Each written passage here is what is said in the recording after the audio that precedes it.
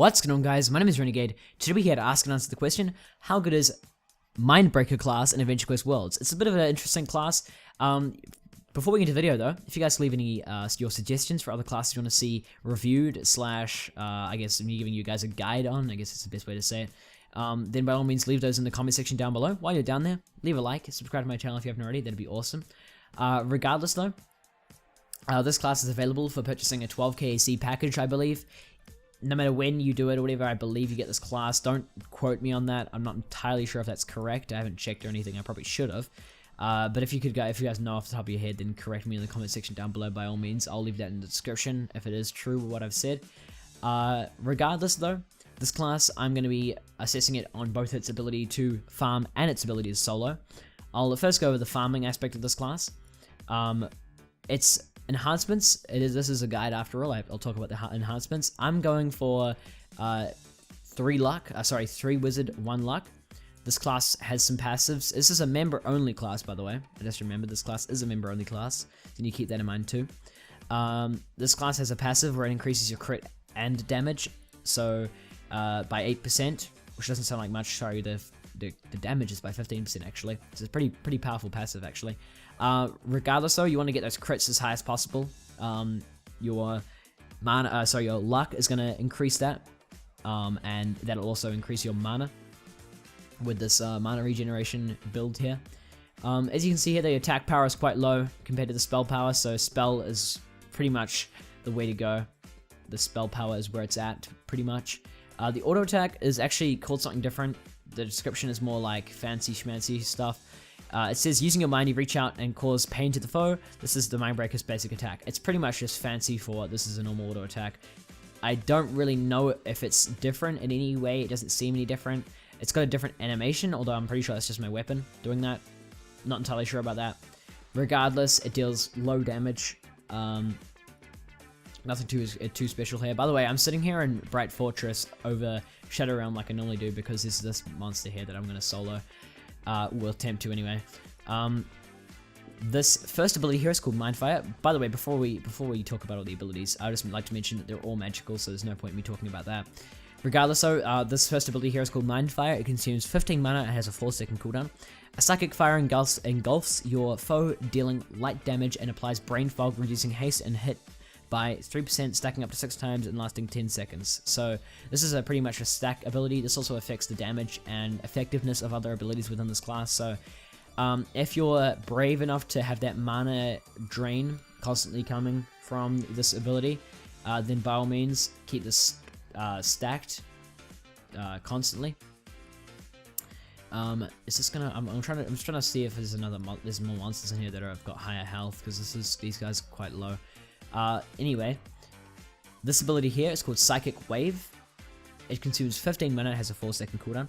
You send out waves of psychic energy, dealing moderate damage to 1 or 2 enemies near you. So this is just it's gonna deal 2.1k crit and about sort of 700 non-crit. It's around that sort of area. It's pretty effective for low health monsters. You can get some nice crits in there, but again, it's 1 or 2 health.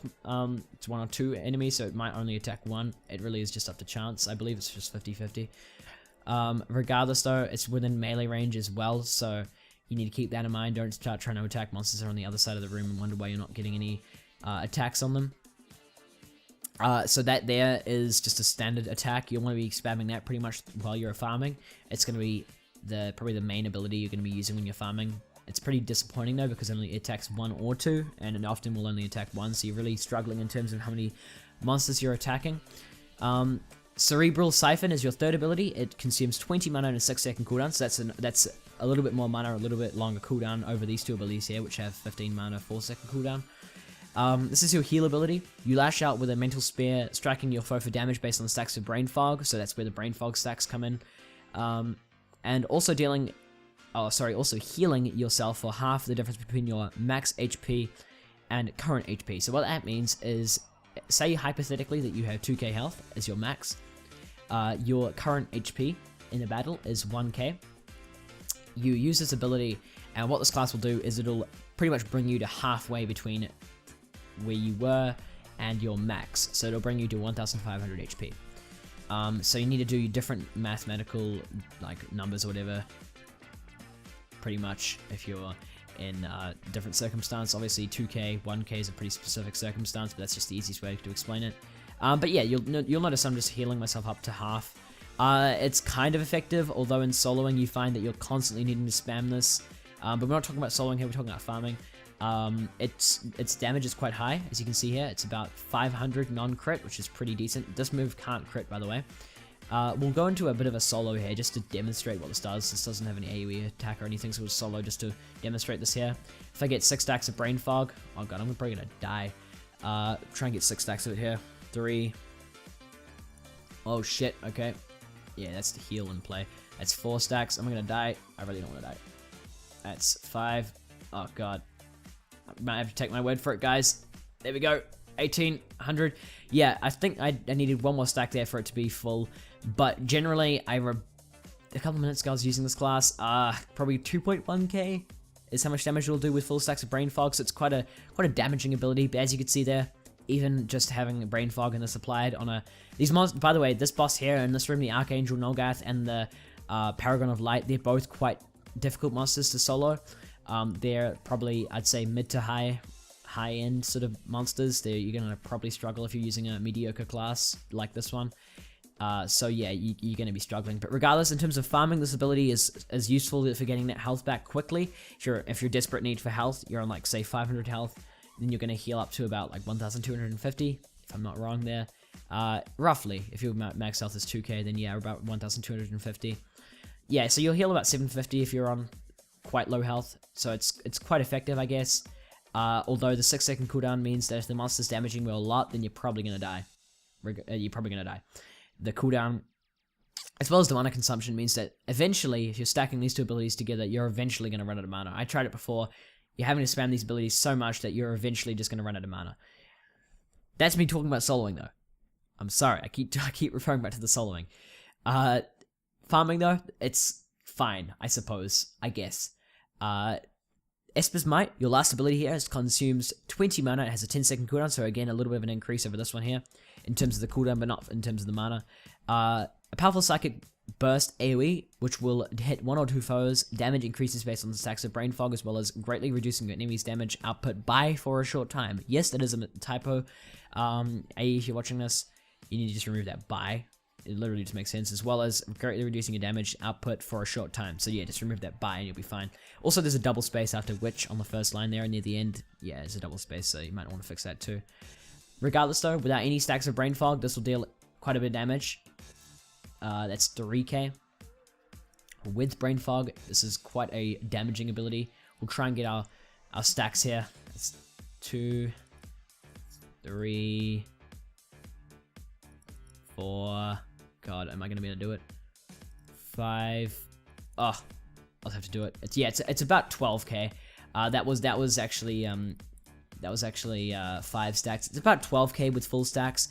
Really quite a damaging class. It's really cool how it does a lot of damage. It's at the time that when this class came out, it's quite an old class. When the class came out, this class was quite revolutionary in terms of its damage output, especially for a non-rare class. I believe the only other competitors in terms of damage output were the old Chrono classes, and even then they only dealt like 25k to 50k sort of thing. I don't own any of them, so I can't tell you that for sure. That was probably damage based off of the old level cap as well, so I'm really not giving you accurate numbers here at all. But yeah, it's regardless, it's quite a damaging class. It's cool how it does that much damage, and it's cool how it does that much damage to even that much damage that I just did to multiple enemies. Quite useful for farming. It's AoE up to 3. It's AoE up to 2 foes, so it's 1 or 2, just like this ability. Pretty mediocre for farming overall. Mindbreaker, the heal is useful, especially considering you're only taking damage from 2 enemies at once. The abilities themselves, though, the attacking is quite underwhelming, though, even though the damage output is quite high. So if you take a look here, bam, bam, the damage output's quite high. You're just not dealing much damage. They're dodging it quite a bit. I don't know why that's happening, but yeah, you're dealing good numbers on their own, but you're just not dealing that often. You know, like sometimes you don't even hit them at all. It's quite ridiculous. So honestly, not that great at farming. has potential to do well, I guess, but yeah, no, it's just not that great. 1 or 2 foes is not really good enough for farming, honestly. You're just gonna be wasting your time using this class over something like Blazebinder, Darkblood Storm King, Troll Spellsmith, Shaman, Abyssal Angel. Literally any of those classes are better for farming. This class also has a pretty strong point in its soloing. It's kind of unfair to test this class against these monsters, but regardless, I'll test it against something that's quite strong. Paragon of Light here is something that I could try, but I'll probably try Archangel Nolgath now that I know that it's quite difficult to solo with this class. So in terms of its soloing capacity, you really want to be using Mindfire quite a bit to get your haste and hit boost. That's going to affect it a little bit to keep that heal going. As you can see here, I'm healing about 700 from that little heal there. It's really quite a struggle though. As you can see, I'm really not ever getting back up to full health, and that's just how that ability works.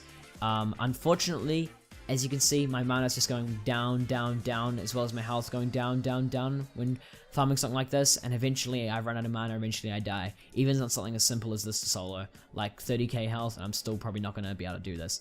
As I said, it's unfair. This monster is a level 65 monster, so it's quite a difficult monster to kill. But the thing is, most monsters these days are like around this sort of difficulty, I'd say. You could try using Esper's Might a little bit in here to gain some mana back if that big crit does anything to help, but I'm not entirely sure that's going to be what you want to do. Regardless though, if I were to give each aspect of this class a ranking out of 10, I would give the soloing probably a 6 or a 7 out of 10, somewhere around that area. It has potential. It's definitely not terrible at soloing. It's not terrible at farming either, but it's just not very good at either one of them, you know? It's not like, it's just average at both. It's probably about a 6 or a 7 for farming as well. I hope you guys enjoyed the video anyway. Leave any suggestions again in the comment section down below. If you want to see this class compared to Darkblood Storm King, I'm considering doing that for the next episode of class comparisons for overall, so that's for classes that can do everything. Then by all means, leave a comment saying, yep, I want to see DBSK versus Mindbreaker. Then leave that comment down there if you want to see that. And yeah, other than that guys, I'll see you guys in the next video. Peace.